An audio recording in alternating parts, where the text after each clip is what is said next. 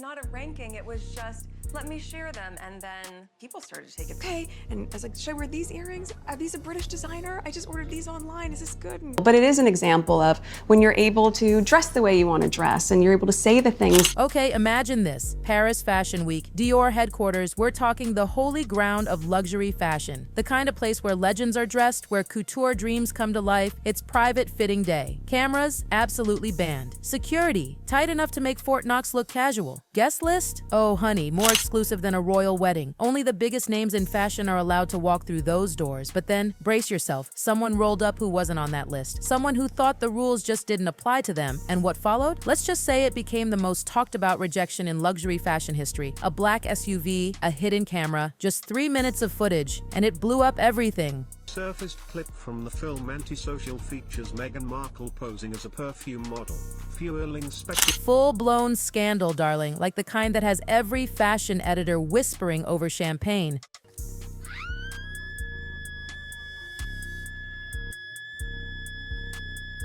So picture it, June 17th, 9:42 a.m., Avenue Montaigne, Paris. If you know fashion, you know that's Dior's iconic HQ, not just a building, a legacy, a fashion temple. It's private fitting day, which means total lockdown. No walk-ins, no randoms, absolutely no press. Only the chosen ones.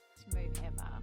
And Princess Catherine could not be sitting any further away. She would be off the screen. We're talking about A-list actresses, supermodels, literal royalty, the kind of people whose names are in Dior's system weeks ahead. Then suddenly, bam, a black SUV pulls up, door swings open, and out steps Meghan Markle. Yes, her. Dressed head to toe in Dior, coat, bag, shoes, the full look. She's serving Dior realness. But here's the gag. None of it is from the current season. Remember that time on this day 3 years ago when Meghan, formerly Markle, currently Sussex, went back to the UK for Queen Elizabeth's Jubilee? Yep, every single piece from past collections. In the fashion world, that's basically like walking into a new job interview in your old company's uniform. You either look bold or completely off. And people notice these things. Her team sweeps in with her like they own the place, telling reception there's a last-minute fitting arranged directly with the creative direction team. Sounds official, right? One day to drop this bomb.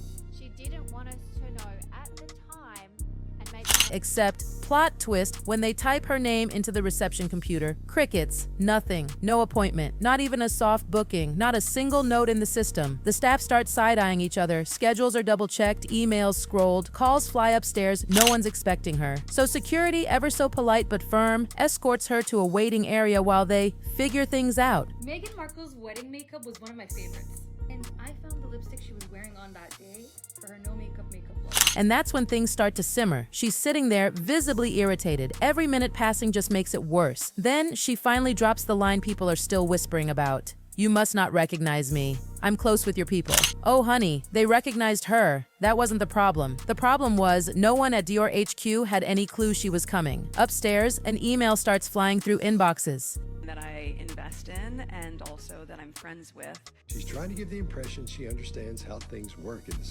Markle in lobby claiming appointment with fittings team. Can someone verify? It lands in every corner of Dior. Design, PR, executive offices. Everyone's checking their calendars. And guess what? Nada. The PR department fires back first. Clear as day. She was never invited. No fitting, no collab, no discussion. Zero. Within 15 minutes, the head of communications herself shows up. You know when that person arrives, it's serious. Hey everybody, I'm Boobs Kelly. Welcome back to another video. Today, we are going to be discussing the entire Dior drama. Polite smiles, professional tone, but the message? Firm as a runway heel. No private fitting was scheduled. All ambassador sessions are strictly invitation only, no exceptions. And then Meghan's reaction, oh, it sent chills through that lobby. Arms crossed, that glare, you know the one. Then she hits them with, after everything I've done for your image, your brand, you're really gonna shut the door on me? You know that Meghan Markle Spotify deal got canceled?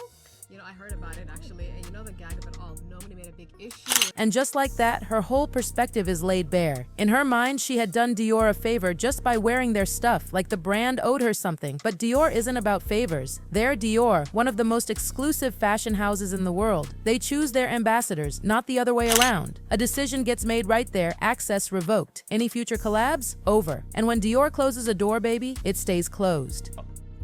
Nancy Sidley's verdict.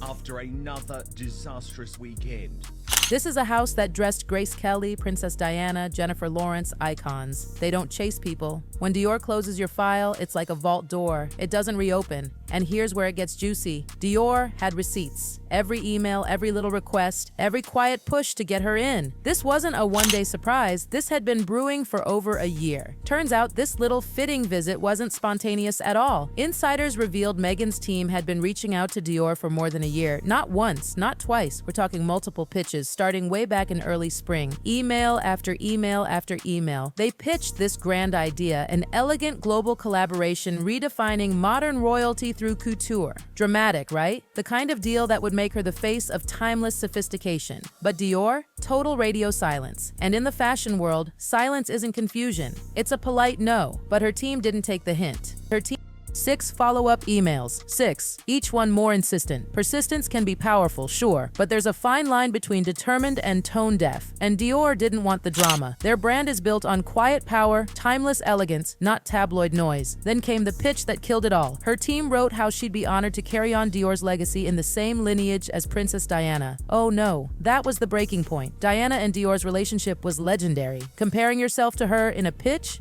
Too much. Dior's execs read that line and conversation over. They wanted distance, not headlines. So when Meghan appeared at those glass doors in June, unannounced, this wasn't bravery. It was desperation in a couture trench coat. She'd tried the polite way. Now she was playing the bold card, maybe thinking face to face they wouldn't dare say no. But honey, that's not how luxury works. And she didn't show up alone? Of course not. 2 assistants, a personal stylist, and, wait for it, a 4th person carrying professional filming gear. Not some tiny vlogger setup. Actual production-level equipment. When a security guard asked, she casually goes, "We'll just take a few shots inside. Dior knows I'm coming." Except Dior HQ had 0 record of her visit. No filming permits, no approvals, no nothing. And at Dior, that's not a clerical error. Every visit, every fitting, every session is logged. Always. Word spread like wildfire. Designers peeked out, assistants whispered, PR teams started texting. "Markle's here." Again, that word. Again. Yup. She'd tried before, just hadn't made it this far inside. This time, she was actually in the lobby, and she wasn't backing down. Her last move? Name-dropping a senior creative she'd met briefly at some gala months earlier. Her team probably thought it was genius. Play the "I've got connections" card, but guess what? That exec was out of the country. Couldn't swoop in, game over, every tactic failed. Dior wasn't budging. Head of communications walks her to the door. One quiet update to her internal file, one word, blocked. In Dior language, that's a tombstone. No appeal, no do-over, and that's when the real bomb dropped, the footage. The footage wasn't just some random security tape. Oh no, this was gold. It started rolling the second Meghan's heels touched the pavement outside that building. Every flick of the hair, every adjustment of the coat, every little glance, captured, and here's the kicker. She knew it. She wasn't caught off guard. She was performing. Looking into the lens like it was her moment. Like she was starring in her own Dior fairy tale. People who've seen parts of the footage swear she actually spoke to the camera twice. Full-on, direct narration. One line that leaked, sometimes doors close that weren't meant to, and you walk right through. She said this before she was even rejected. That's not just confidence. That's someone writing their own story before the plot even unfolds. Fashion Twitter? Exploded. Instagram? Flooded with stills. TikTok? Oh honey, the edits people made were ruthless. But what made it brutal was how Dior handled it. They didn't say a word. No statements. No shade. No press release. They didn't need to. The footage spoke louder than anything they could have said. Netflix, who'd been flirting with the idea of distributing Meghan's upcoming docu-project, saw it too. At first, they were intrigued. Empowerment. Reclaiming your story, all that good PR fluff. But when the real story leaked, the energy shifted fast. Executives started backing away. Slowly, but surely. The word that was whispered in production circles? Calculated.